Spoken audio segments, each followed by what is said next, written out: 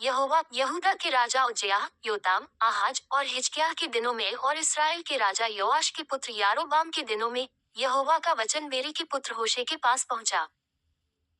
जब यहोवा ने होशे के द्वारा पहले पहल बातें की, तब उसने होशे से यह कहा, जाकर एक वेश्या को अपनी पत्नी बना ले और उसके कुकर्म के लड़के बालों को अपने लड़के बाले कर ले, क्योंकि ये देश यहोवा के पीछे चलना छोड़कर वेश्या का सा बहुत काम करता है।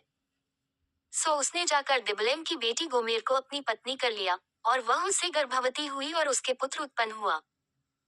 तब यहोवा ने उससे कहा, उसका नाम यिज्रेल रख, क्योंकि थोड़े ही काल में मैं येहू के घराने को यिज्रेल की हत्या का दंड दूंगा, और मैं इसराइल के घराने के राज्य का अंत कर दूंगा। और उस समय मैं यिज्रेल की तराई में इसराइल के धनुष को तोड़ डालूंगा। और वह स्त्री फिर गर्भवती हुई और उसके एक बेटी उत्पन्न हुई। तब यहोवा ने होशे से कहा, उसका नाम लोरुहामा रख, क्योंकि मैं इसराइल के घराने में फिर कभी दया करके उनका अपराध किसी प्रकार से क्षमा न करूंगा, परंतु यहूदा के घराने पर मैं दया करूंगा और उनका उद्धार करूंगा। उनका उद्धार मैं धनुष व तलवार व युद्ध व घोड़ों व सवारों के द्वारा नहीं, परंतु उनके परमेश्वर यहोवा के द्वारा करूंगा। जब उस स्त्री ने लोरुहामा का दूध छुड़ाया, तब वह गर्भवती हुई और उससे एक पुत्र उत्पन्न हुआ। तब यहोवा ने कहा, इसका नाम लोअम्मी रख, क्योंकि तुम लोग मेरी प्रजा नहीं हो, और न मैं तुम्हारा परमेश्वर रहूंगा। तो भी इसराइलियों की गिनती समुद्र की बालू की सी हो जाएगी, जिनका मापना गिनना अनहोना है। और जिस स्थान में उनसे यह कहा जाता था कि तुम मेरी प्रजा नहीं हो, उसी स्थान में वे जीवित परमेश्वर के पुत्र कहलाएंगे। तब यहूदी और इजरायली दोनों इकट्ठे हो अपना एक प्रधान ठहरा कर देश से चले आएंगे, क्योंकि इजराइल का दिन प्रसिद्ध होगा। इसलिए तुम लोग अपने भाइयों से अम्मी और अपनी बहनों से रुहामा कहो। अपनी माता से विवाद करो, विवाद, क्योंकि वह मेरी स्त्री नहीं और न मैं उसका पति हूँ।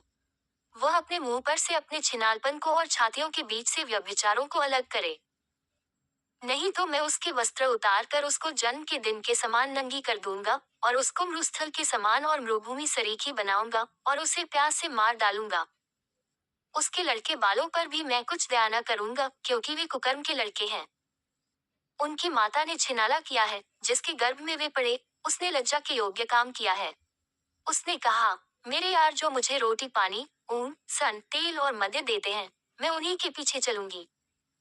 इसलिए देखो, मैं उसके मार्ग को कौंटों से घेरूंगा, और ऐसा बाड़ा खड़ा करूंगा कि वह राह न पा सकेगी। वह अपने यारों के पीछे चलने से भी न पाएगी, और उन्हें ढूंढने से भी न पाएगी। तब वह कहेगी, मैं अपने पहले पति के पास फिर जाऊंगी, क्योंकि मेरी पहली दशा इस समय की दशा से अच्छी थी। वह ये नहीं जानती थी कि अन्न, नया दाखमधु और तेल में ही उसे देता था, और उसके लिए वह चांदी सोना जिसको वे बाल देवता के काम में ले आते हैं, मैं ही बढ़ाता था। इस कारण मैं अन्न की ऋतु में अपने अन्न को, और नए दाखमधु के होने के समय में अपने नए दाखमधु को हर लूंगा, और अपना ऊन और सन भी जिनसे वह अपना तन ढांपती है, मैं छीन लूंगा। अब मैं उसके यारों के सामने उसके तन को उघाड़ दूंगा, और मेरे हाथ से कोई उसे छुड़ा न सकेगा। और मैं उसके पर्व, नए चांद और विश्राम दिन आदि सब नियत समयों के उत्सवों का अंत कर दूंगा। और मैं उसकी दाखलताओं और अंजीर के वृक्षों को, जिनके विषय वह कहती है कि यह मेरे छिनाले की प्राप्ति है जिसे मेरे यारों ने मुझे दी है, उन्हें ऐसा उजाड़ूंगा कि वे जंगल से हो जाएंगे, और वन पशु उन्हें जड़ डालेंगे।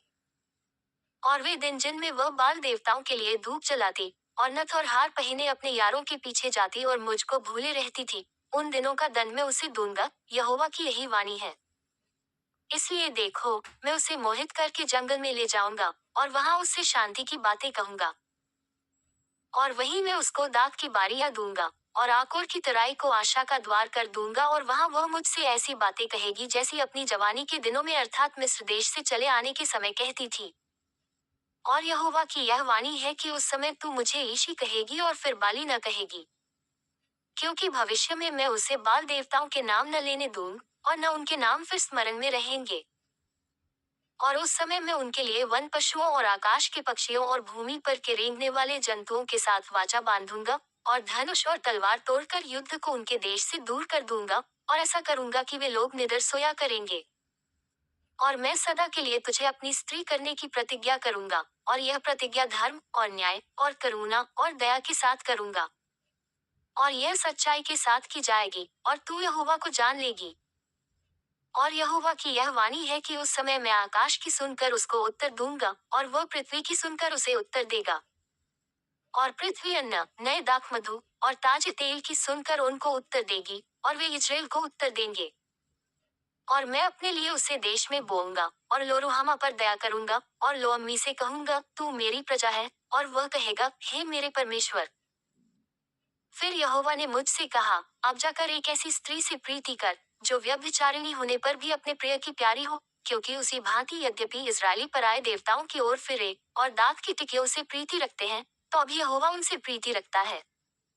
तब मैंने एक स्त्री को चांदी के 15 टुकड़े और 1.5 होमेर जब देकर मोल लिया। और मैंने उससे कहा, तू बहुत दिन तक मेरे लिए बैठी रहना, और न तो छिनाला करना, और न किसी पुरुष की स्त्री हो जाना, और मैं भी तेरे लिए ऐसा ही रहूंगा। क्योंकि इजरायली बहुत दिन तक बिना राजा, बिना हाकिम, बिना यज्ञ, बिना लाट और बिना एपोद व गृह देवताओं के बैठे रहेंगे। उसके बाद वे अपने परमेश्वर यहोवा और अपने राजा दाऊद को फिर ढूंढने लगेंगे, और अंत के दिनों में यहोवा के पास और उसी उत्तम वस्तुओं के लिए थरथराते हुए आएंगे।